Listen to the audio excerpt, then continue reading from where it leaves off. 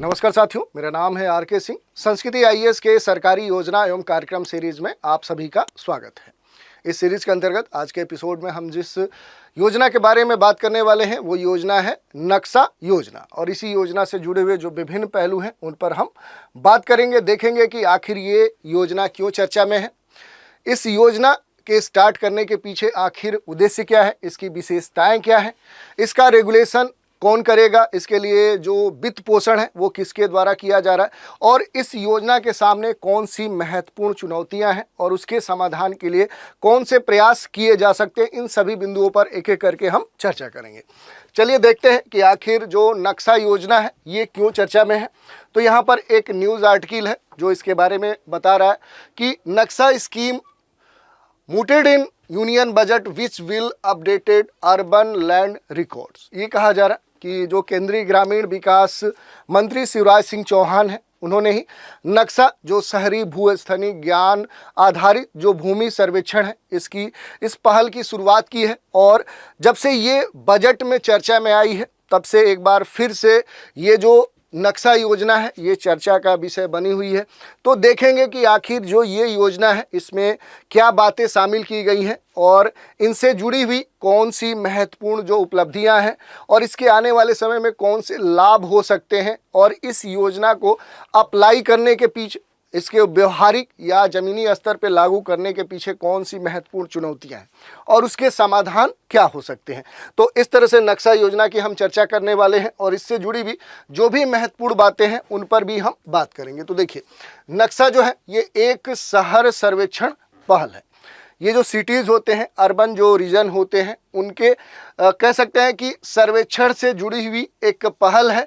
और digital India जो भूमि अभिलेख है ये मूल रूप से आधुनिक कार्यक्रम के तहत शहर सर्वेक्षण के रूप में इसे संचालित किया जा रहा है।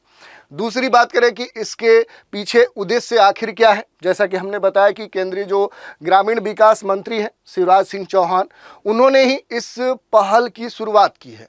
और इस पहल को शुरू करने के पीछे जो मूल उद्देश्य है वो शहरी भूमि जो अभिलेख हैं, जो डॉक्यूमेंट्स हैं, उनको अब आधुनिक तरीके से उसे कहीं ना कहीं स्टोर करना, संरक्षित करना इस पहल का उद्देश्य है। जिससे क्या हो कि संपत्ति के स्वामित्व को लेकर, जो ओनरशिप है उसको लेकर, या फिर कह सकते हैं कि लेन देन से जुड़ी हुई जो पारदर्शिता है उसको बढ़ाया जा सके। यही नहीं, इसका जो कार्यान्वयन है वो ग्रामीण विकास मंत्रालय के भूमि संसाधन विभाग के द्वारा किया जा रहा है। तो ये भी ध्यान देने वाली बात है कि आखिर इस पूरे स्कीम का जो रेगुलेशन है वो किसके द्वारा किया जा रहा है। चलिए देखते हैं कि नक्शा कार्यक्रम के पीछे जो मूल उद्देश्य है वो क्या है। तो शहरी भूमि सर्वेक्षण के माध्यम से किया क्या जाएगा कि भू जो अभिलेख हैं, लैंड से संबंधित जो भी डॉक्यूमेंट्स हैं, उनको कहीं ना कहीं संरक्षित करने के लिए उनका एक स्टोरेज बनाया जाएगा। इसमें कहीं ना कहीं एक रिकॉर्ड के स्तर पर रखा जाएगा, इन्हें अपडेट किया जाएगा और भूमि स्वामित्व का जो ओनरशिप है लैंड का, उसके संदर्भ में जो सटीक, सही, विश्वसनीय जो भी डॉक्यूमेंटेशन है वो सुनिश्चित करने का प्रयास किया जाएगा। जो भी शहरी नागरिक हैं, नागरिकों को डिजिटल जो भू रिकॉर्ड है वो उन्हें प्रदान किया जाएगा, जिससे कि आने वाले समय में उनसे संबंधित कोई विवाद न हो सके, और जब आवश्यकता हो डॉक्यूमेंट की तो आसानी से जो भी ओनरशिप रखने वाले जो लोग हैं वो उसे उपलब्ध करा सके। इसके अलावा देखिए, नक्शा कार्यक्रम की जो विशेषताएं हैं ये भी महत्व रखती हैं। जैसे भूमि स्वामित्व में जो पारदर्शिता है ये सबसे महत्वपूर्ण है, क्योंकि ओनरशिप के रिकॉर्ड्स को लेकर अक्सर विवाद होता है और इस कारण से बहुत सारे जो मामले हैं वो कोर्ट में जाते हैं। तो पहला इसका कहें तो विशेषता यही है कि भूमि रिकॉर्ड क्या होंगे और क्लियर होंगे, स्पष्ट होंगे, और इससे क्या होगा कि जो एसेट से जुड़े हुए जो डिस्प्यूट थे जो अक्सर देखने को मिलते हैं वो समस्या कम होगी। इसका फ़ायदा दूसरी तरफ क्या होगा कि कोर्ट के ऊपर जो बढ़ता दबाव है इस तरह के मामलों का, वो दबाव कम किया जा सकता है। दूसरी बात करें तो आधुनिक तकनीक का इसमें इस्तेमाल किया जाएगा। जो भी लेटेस्ट टेक्नोलॉजी है, जैसे ड्रोन सर्वेक्षण हो सकते हैं, डिजिटल मैपिंग हो सकता है, ऑनलाइन जो डॉक्यूमेंटेशन है, इस तरह की जो आधुनिक पद्धतियाँ हैं इनका इस्तेमाल कहाँ पर किया जाएगा, तो इस स्कीम में, इस पहल में, इनिशिएटिव में किया जाएगा। शहरी विकास को बढ़ावा देने का प्रयास किया जाएगा, जिससे क्या हो कि जो इन्वेस्टमेंट है, जो एसेट से जुड़े हुए खरीद लेन देन है, या फिर जो सरकारी योजनाएं हैं, उनको बेहतर स्तर पे कैसे क्रियान्वित किया जा सकता है। जैसे अगर बात करें तो पॉलिसी के स्तर पे, जब पहले से सरकारी आंकड़ों में ये क्लियर हो जाएगा कि इस अर्बन रीजन में इतने लोग हैं, उनके पास इतना एसेट है, तो उससे संबंधित जो भी कह सकते हैं स्कीम है, जो प्रोग्राम है, या इस तरह की जो योजनाएं हैं, वो बनाने में सरकार के द्वारा सही नीति का इस्तेमाल किया जा सकता है। तो वो भी एक महत्वपूर्ण बात है। इसके अलावा डिजिटल इंडिया पहल को भी ये सपोर्ट करेगा, समर्थन प्रदान करेगा। कैसे, तो संपत्ति जो दस्तावेज है, इसके पंजीकरण की जो डिजिटल प्रक्रिया है, वो इससे बढ़ेगी। क्योंकि सामान्य सी बात है कि जिनके पास जो भी एसेट्स हैं, उसके जो डॉक्यूमेंट हैं, वो अगर होंगे तो उससे संबंधित जो रजिस्ट्रेशन है, जो डिजिटल कह सकते हैं प्रक्रियाएं हैं, वो आगे बढ़ेंगी। ये निश्चित तौर पे होना है। तो ये देख लिया हमने इस कार्यक्रम से जुड़ी जो विशेषताएं हैं। मध्य प्रदेश सरकार की जो पहल है, उसमें देखें तो जो मूल रूप से जो संपदा 2.0 है, संपत्ति दस्तावेज का डिजिटल जो पंजीकरण है, वो इसके तहत किया जाता है। साइबर जो तहसील है, इसमें भूमि जो नामांतरण है, उसकी पेपरलेस और ऑनलाइन प्रक्रिया इसमें संपादित की जाती है। तो वहाँ की ये विशेषता है, जैसे MP में ये संचालित कार्यक्रम है। अब जैसे हम बात करें कि जो नक्शा कार्यक्रम है, जिसकी हम चर्चा करें, अब महत्वपूर्ण प्रश्न ये है कि इस कार्यक्रम की आखिर आवश्यकता क्यों महसूस की गई। तो देखिए, भारत में जो भूमि स्वामित्व से जुड़े हुए अक्सर जो डिस्प्यूट हैं, और इसमें से भी 90% जो संपत्तियां हैं, ये जो भूमि है, जो भवन है, उसके रूप में उपस्थित हैं। और जो ग्रामीण क्षेत्र हैं, वहाँ पर जो भूमि अभिलेख है, उनमें सुधार हुआ है। फिर भी कई सारे जो शहर हैं, वहाँ आज भी उचित मानचित्र का अभाव देखने को मिलता है, और इस कारण से बहुत सारे जो डिस्प्यूट हैं, वो सामने आ जाते हैं। और इसी में देखें तो जैसे भारत के कुछ राज्य जैसे तमिलनाडु, महाराष्ट्र, गुजरात और गोवा को छोड़ दिया जाए, तो अधिकांश जो राज्य हैं, वहाँ पर जो डॉक्यूमेंट है, जो अभिलेख हैं, वो पुराने स्थिति में बने हुए हैं, और इस कारण से भी विवाद अक्सर देखने को मिलते थे। खराब जो भूमि अभिलेख है, उसके कारण से जो गवर्नेंस के स्तर पे देखें, शासन के स्तर पे देखें, तो कराधान से संबंधित भी जो जटिलताएं हैं, जो अकुशलता है, वो देखने को मिलती है। और अधीनस्थ जो न्यायालय है, वहाँ पर लगभग वर्तमान में देखें तो 66% से भी अधिक जो मामले हैं, वो भूमि या इस तरह के जो एसेट हैं, जो संपत्ति हैं, उनके विवाद से जुड़े हुए हैं। और भूमि जो रिकॉर्ड है, उसके अद्यतन जो लेटेस्ट डेटा है, उनको लेकर अभी भी समस्याएं बनी हुई है। और इसी कारण से जो शहरी नियोजन है, जो भूमि प्रबंधन है, वो प्रभावित होता हुआ दिखता है। अनुमान यह है कि भारत के सकल घरेलू जो उत्पाद है, जो GDP है, उसमें इस कारण से लगभग 1.3% की क्या हानि देखने को मिलती है, नुकसान देखने को मिलता है। तो ये एक बड़ा मुद्दा है। इसके अलावा अगर हम बात करें तो नक्शा जो है, आखिर इस पहल का जो दायरा है, वो क्या है, वित्त पोषण कैसे होता है, और रेगुलेशन किसके द्वारा किया जाता है। तो एक एक करके देख लेते हैं। अगर इसके ओवरऑल दायरे की बात करें तो बेहतर भूमि जो प्रशासन है, उसके लिए जो कस्बे हैं, जो शहरों के मानचित्रण है, उस पर ध्यान केंद्रित किया गया है। और देश के लगभग 26 राज्यों के 152 जो शहरी स्थानीय निकाय हैं, वहाँ पर पायलट परियोजनाओं के रूप में इसे शुरू किया गया। ये जो योजना है, ये 35 वर्ग किलोमीटर से कम क्षेत्रफल और 2 लाख से कम जनसंख्या वाले शहरों पर पूरी तरह से लागू होता है। और वर्तमान में पायलट चरण के तौर पे, पायलट प्रोजेक्ट के स्तर पे 1 वर्ष के भीतर पूरा हो जाएगा, ऐसी बात कही गई है। अब थोड़ा सा कवरेज की बात करें, इसके पैमाने की बात करें, तो भारत में लगभग 7,933 कस्बे हैं और 1.02 लाख वर्ग किलोमीटर में ये फैले हुए हैं।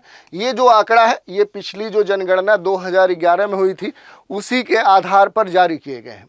और जो नक्शा पहल है, ये अपने प्रारंभिक चरण में, इसमें अगर देखें तो 4142.63 वर्ग किलोमीटर क्षेत्र को क्या करेगी, ये स्कीम कवर करेगी। और पायलट प्रोजेक्ट के बाद देखें तो सरकार की जो योजना है, इसे 4912 जो शहरी स्थानीय निकाय हैं उन तक इसका विस्तार करने का एक लक्ष्य है, यानी कि आने वाले समय में वर्तमान में जो स्थिति है उसमें और विस्तार किया जाएगा। और इस पहल का जो फंड है, जो वित्त पोषण है, वो पूरा का पूरा क्या है कि केंद्र सरकार के द्वारा किया जा रहा है, यानी 100% केंद्र के द्वारा ये वित्त पोषित पहल है। तो ये हमने देख ली। इसके अलावा अगर हम बात करें तो ये जो सरकारी पहल है और इससे जुड़ी जो बजट घोषणाएं हैं, इसकी अगर हम बात करें तो पहली बार जो केंद्रीय बजट 2024 है, इसमें प्रस्तावित शहरी भूमि अभिलेखों के जो GIS मैपिंग है उस पर ध्यान केंद्रित किया गया।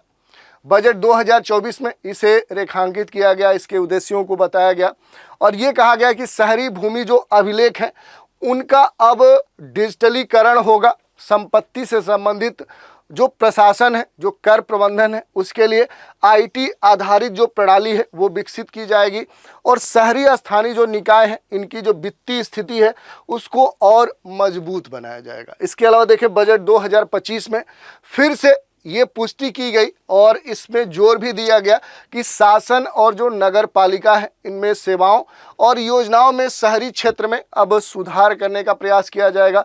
जो भी लैंड से संबंधित जो भी डॉक्यूमेंट्स हैं, जो भूमि अभिलेख हैं, बुनियादी जो ढांचे हैं, इनकी योजना को आधुनिक बनाने के लिए PM गति शक्ति के तहत राष्ट्रीय भू स्थानिक जो मिशन है इसे और आगे बढ़ाया जाएगा।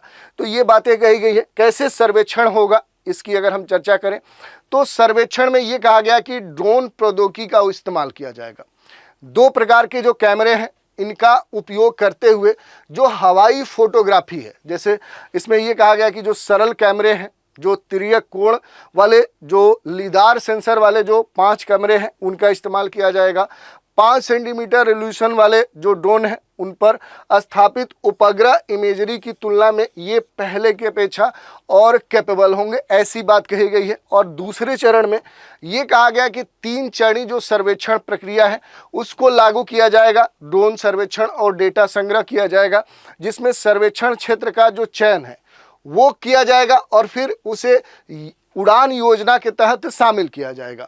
जो ड्रोन है वो चित्र लेंगे और जिनसे डेटा स्टोर किया जाएगा और फिर ये कहा जा रहा है कि क्षेत्र सर्वेक्षण और डेटा का सत्यापन भी किया जाएगा, वेरिफिकेशन किया जाएगा कि कहीं गलत आंकड़े तो नहीं स्टोर हो गए हैं। और इस बारे में संपत्ति कर, स्वामित्व और पंजीकरण जो अभिलेख हैं उनका जमीनी स्तर पर सत्यापन किया जाएगा। 2D 3D मॉडल बनाए जाएंगे और भूमि स्वामित्व जो विवरण है उसका मसौदा प्रकाशित किया जाएगा, ये बात कही गई है।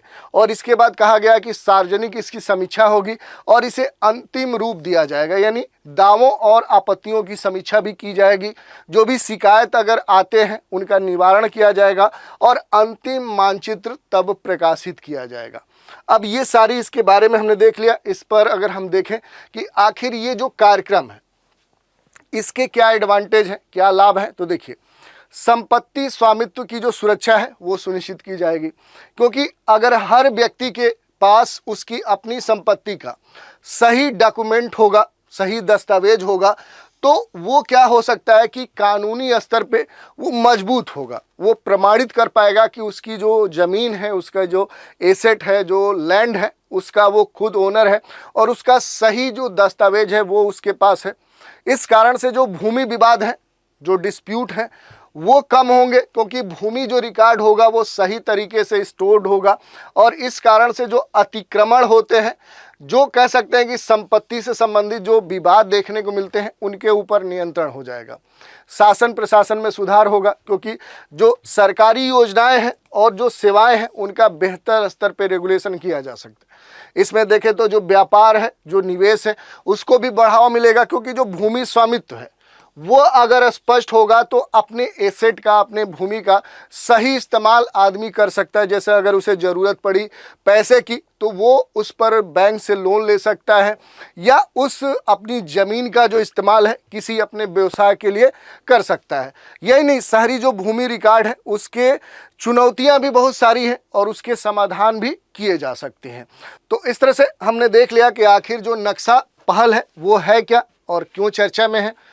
इस पहल को लाने के पीछे आखिर उद्देश्य क्या है, इस पहल की क्या विशेषताएं हैं, इसके कौन से लाभ हैं और इससे जुड़ी हुई जो भी महत्वपूर्ण बातें थी उन पर भी हमने चर्चा की। तो आज के एपिसोड में इतना ही। आप सभी हमारे साथ बने रहें, इसके लिए धन्यवाद।